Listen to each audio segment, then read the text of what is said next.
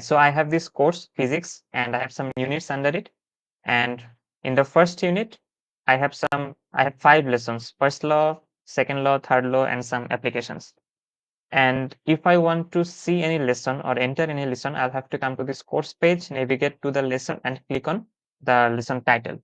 It will take me to the lesson page. But before I go there, so these are all existing lessons. But let's say I want to create a new lesson. So I can do that by adding lesson manually or by generating using AI.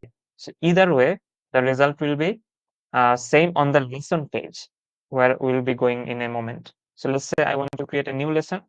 Uh, Application of Newton's third laws. So if I click on add, it is there. And now if I enter the lesson, so I have this lesson page. It has the title here. It has the associated course, associated unit, grade level, language. These all came from the unit or course we just saw it before. And it has some descriptions. So on the lesson descriptions. And it has some lesson objectives. You see, I had created this lesson manually and I could create it using AI as well.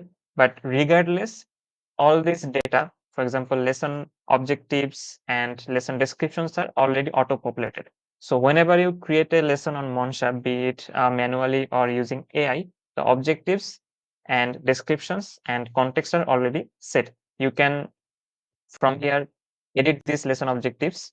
You can add or delete or modify anything and then click on save or copy it from here. You can change the lesson title. And if you click on this edit lesson button, you can actually manually type in another lesson title or change the description and click on save changes. And there are 2 more boxes here. One is align to standards. So you can add uh, your curriculum expectations or curriculum standards either by manually putting it or selecting from our pre-built library of set of standards. And finally, down there, you have this lesson resources section. So all the resources you are going to generate under this lesson will be put in here.